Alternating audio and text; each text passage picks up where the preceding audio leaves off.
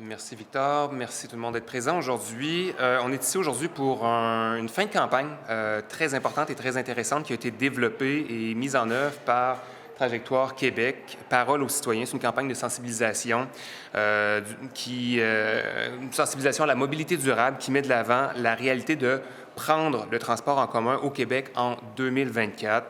C'est une campagne donc qui était organisée par Trajectoire Québec, qui est une organisation, Maggie pourra présenter davantage son organisation tantôt. Ce qui est important de savoir, c'est qu'il y a 1000 personnes qui ont signé un livre d'art qui est au cœur de cette campagne-là et qu'on aimerait évidemment remettre à la ministre des Transports et de la Mobilité durable. Je me suis permis d'aller sur le site Internet de Trajectoire Québec, sur le site de la campagne Parole aux citoyens, et j'ai envie de vous lire 3 témoignages. D'abord, celui de Gabriel à Lévis qui dit « La présence d'autobus réguliers et fiables est essentielle à mon maintien d'emploi et à ma qualité de vie. S'il y avait une réduction de service, notamment si les autobus cessaient de passer tard le soir et dans la nuit, je serais forcé de quitter mon emploi. » Jules de Gatineau qui dit « Le transport collectif est écologique et économique, donc c'est une super solution de mobilité. Leur irrégularité m'empêche de l'utiliser plus souvent. Les annulations de bus sont extrêmement frustrantes et m'empêchent de l'utiliser pour aller au travail. » Et finalement, Tim de Chambly qui dit « Le transport en commun a permis à ma famille de vendre une de nos 2 voitures. On contribue moins au GES, on participe plus à la vie sociale de notre coin et on a plus d'argent à investir et dépenser dans l'économie régionale. » Ce que je voulais faire ressortir avec ces témoignages-là, c'est que ça vient simplement appuyer ce qu'on dit ici à l'Assemblée nationale, notamment chez Québec solidaire. En 2024, les transports collectifs, c'est la clé de voûte pour régler le problème d'émissions de gaz à effet de serre au Québec. On est dans un contexte où les gens perdent leur pouvoir d'achat. Le transport, c'est le 2e poste en importance, le 2e poste budgétaire des familles québécoises. Donc, le transport en commun est une voie vers des économies substantielles pour les ménages qui n'ont pas à consacrer 9 ou 10 000 par année en ayant une 2e voiture. Donc, ce qu'on observe, par contre, du côté de la CAQ, c'est une réduction des services. On a vu encore ce matin avec la RTM l'enjeu dans la région montréalaise. On le voit aussi au niveau du maintien des actifs. Plus on retarde l'entretien des actifs, donc par exemple des stations de métro à Montréal, bien, plus ça va coûter cher plus tard et plus c'est compliqué et on doit couper le service ultimement. Donc, évidemment, ce n'est pas la solution. Ce qu'on aime là-dedans, c'est que la population dit la même chose que ce qu'on dit ici à l'Assemblée nationale. Ça prend plus d'offres de transport collectif au Québec. La parole maintenant à Joël. Merci beaucoup, Étienne. Écoutez, je pense que la vertu de la campagne Parole aux usagers, c'est que ça nous ramène à la raison pour laquelle on travaille ici à l'Assemblée nationale et pour laquelle on discute et on débat de toute la question de la mobilité durable. Pour qui on fait ça? Pourquoi on fait ça? On fait ça pour les usagers. Et dans la dynamique actuelle, où on a commandé, par exemple, des audits de performance qui n'en étaient pas vraiment, dans le moment où on fait fi de la politique de mobilité durable et de ses objectifs d'augmenter l'offre et qu'on veut plutôt restreindre la fréquence, par exemple, des services qui sont offerts dans les grands centres, on se met un carcan où on limite les investissements en matière de mobilité durable, alors qu'on semble voir au gouvernement de la CAQ cette volonté de résorber le déficit qu'ils ont eux-mêmes creusé en limitant les dépenses. Mais ce ne sont pas des dépenses lorsqu'il est question d'ajouter des fonds dans le transport collectif, dans la mobilité durable. Ce sont des investissements qui rapportent à la fois sur le plan environnemental, bien entendu, mais sur le plan social, sur le plan de la mobilité, sur le plan de la démocratie également, permettent à tous d'avoir accès à des services de mobilité pour participer pleinement évidemment, au développement de la société. Il y a des personnes qui sont dépendantes, évidemment, du transport collectif, du transport urbain, et qui voient là, les difficultés arriver parce qu'on ne souhaite plus continuer le développement à cet égard-là, sous prétexte d'optimiser les dépenses. Ce qu'on voit, en fait, c'est une attrition plutôt qu'un développement. Et je pense que les témoignages que vous pouvez prendre en compte dans le recueil qui va être déposé, bien, ça nous ramène donc à la base, c'est-à-dire pour qui on travaille, pour qui il est important de s'assurer que les efforts qui ont été consentis ces dernières années, bien, ils continuent, qu'ils soient même accélérer dans l'objectif d'un virage complet. Et il y a certains témoignages qui sont inquiétants à cet égard, des gens qui se voient de plus en plus mal pris et même à l'encontre de leur volonté et de leurs valeurs, envisagent de revenir à l'auto solo. Et ça, c'est ce qui nous pend au bout du nez avec les politiques actuelles d'austérité de la coalition Avenir Québec. Et je pense que ce point de vue-là des usagers doit être entendu. Alors, je félicite l'équipe de Trajectoire Québec et je leur laisse la parole.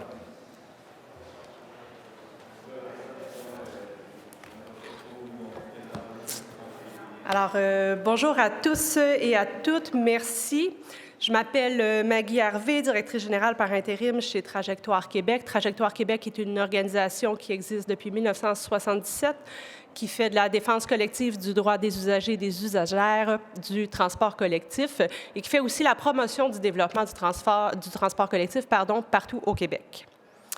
Je suis heureuse d'avoir l'occasion de m'adresser à vous aujourd'hui au nom des usagères, des usagers du transport collectif du Québec, car effectivement, je tiens dans mes mains un recueil de témoignages de plus de 1100 usagers du transport collectif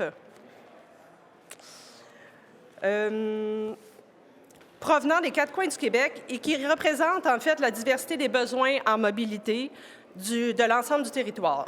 Je suis d'ailleurs accompagnée de deux usagères du transport collectif, Mme Anaïs Lindsay et Joance Baudet, toutes deux résidentes de la région de la Capitale-Nationale. Je suis aussi accompagnée de deux collègues, Brian Nash et Marianne Allard, qui ont eux aussi sont allés à la rencontre des usagers et des usagères pour recueillir leurs témoignages et ils ont participé à la compilation et à l'analyse de tous ces témoignages. J'aimerais évidemment remercier les porte-paroles de Québec solidaire et du Parti québécois en matière de transport et de mobilité durable, M. Grandmont, M. Arsenault. Merci d'être là et de faire front commun pour le transport collectif et de se mobiliser suite à ce cri du cœur des usagers du transport collectif. Alors, ce recueil que je viens de vous montrer, c'est le fruit d'une campagne de sensibilisation et de promotion du transport collectif, une campagne appelée « Parole aux usagers », lancée cet été par l'équipe de Trajectoire Québec. Cette campagne est actuellement diffusée sur les réseaux sociaux, à la radio, sur des panneaux en bordure de routes et d'autoroutes sur l'ensemble du territoire de la province. Il est aussi possible de consulter la version numérique de ce recueil au paroleaususagers.com. Parole aux usagers, comme le nom l'indique, c'est une campagne qui vise à donner une voix aux usagers et aux usagères du transport collectif du Québec et à humaniser le débat qui entoure notamment le financement du transport collectif. En fait, ceux et celles qui l'utilisent, que ce soit sur une base régulière ou occasionnelle, sont peu considérés, peu entendus, alors que ce sont eux les principaux affectés par les décisions du gouvernement du Québec en matière de transport collectif, ainsi que des services qui peinent à suivre leurs besoins en mobilité.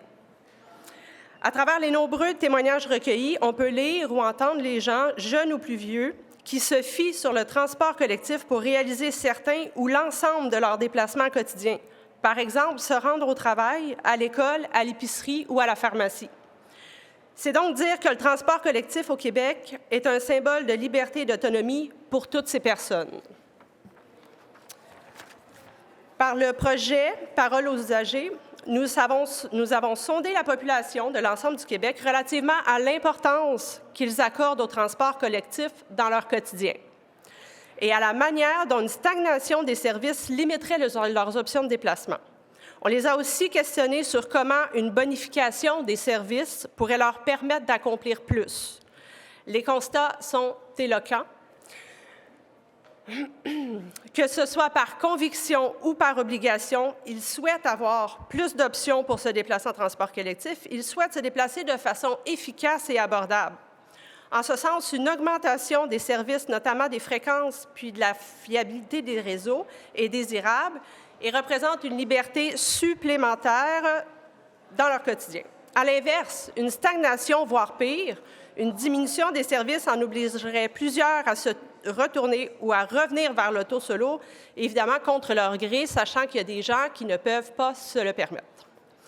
En offrant une tribune aux usagers, en entrant en contact avec leur réalité, nous mettons en lumière que le transport collectif est un service essentiel pour les Québécois et les Québécoises. C'est un service essentiel pour contrer le poids financier de la hausse du coût de la vie pour les ménages. C'est un service essentiel qui permet de garder la population active et en santé.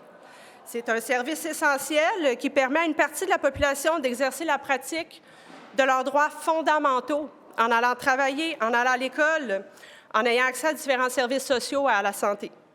C'est un service essentiel qui va nous permettre, si l'on le finance dans le sens du monde, d'atteindre nos cibles en termes de diminution de GES, en termes de planification d'un territoire plus sain et plus durable ou en termes d'accès à des options de mobilité durable. Parce que, rappelons-le, le gouvernement, par sa politique de mobilité durable, s'est donné comme objectif, un de ses objectifs, que 70 de la population québécoise ait accès d'ici 2030 à au moins 4 options de mobilité durable. Par la lecture de tous ces témoignages, on comprend que les Québécois et les Québécoises veulent avoir accès à ces nombreuses options de mobilité et nous tenons donc à souligner toute la pertinence et toute l'importance de financer convenablement nos transports collectifs. Pour atteindre ces nombreux objectifs et répondre aux besoins grandissants de la population québécoise en matière de transport collectif, le gouvernement doit s'engager et prendre action, et ce, le plus rapidement possible. En ce sens, ce vaste recueil de témoignages nous a permis d'identifier 3 priorités qui devraient être mises en place par le gouvernement, je dirais, dans les prochaines semaines. Nous demandons que le gouvernement reconnaisse la crise actuelle en transport collectif. Nous demandons que le transport collectif soit reconnu comme étant un service essentiel à la population. Nous demandons du concret. Nous demandons un plan mesuré d'amélioration des services de 7 de croissance par année à partir de 2025, conformément à la politique de mobilité durable 2030. Pour rattraper le retard du 5 de croissance par année, tel que formulé dans le premier plan d'action de cette politique. Nous rappelons que selon l'entente sur 4 ans proposée récemment par le gouvernement, aucune augmentation de l'offre de services n'est possible. Nous souhaitons donc rappeler au gouvernement son devoir d'agir et de répondre aux besoins de la population québécoise. Un deuxième plan d'action de la politique de mobilité durable 2030 est attendu au printemps 2025. C'est le moment d'être audacieux et de s'assurer qu'on atteindra réellement les objectifs prévus dans le cadre de cette politique. Et c'est ce qui est attendu des usagers et des usagères du transport collectif. À travers notre recueil de témoignages, ce n'est pas seulement les usagers et les usagères qui vous parlent, c'est une population québécoise entière qui est prête et qui veut faire ce choix pour une société plus durable, plus équitable, plus libre, plus résiliente et plus accessible.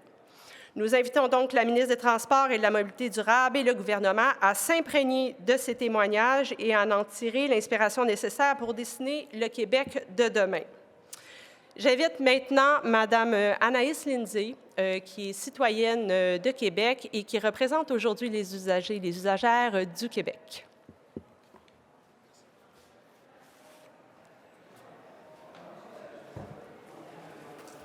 Bonjour à tous et à toutes. Merci de votre présence aujourd'hui pour le dépôt du recueil des témoignages des usagers du transport collectif réalisé par Trajectoire Québec. Mon nom est Anaïs, je suis résidente de Québec. Je tenais à venir vous parler de mon expérience comme utilisatrice du réseau de transport de la capitale, car j'utilise le transport en commun tous les jours et je suis bien placée pour témoigner de l'utilisation des transports collectifs, dont la majorité des décideurs du gouvernement du Québec n'utilisent jamais. Il y a maintenant plus d'1 an, j'ai été dans l'obligation de me départir de ma voiture en raison du poids financier. J'ai donc dû me tourner vers un réseau de transport en commun déficitaire et mal organisé, un réseau de transport en commun qui manque clairement d'amour.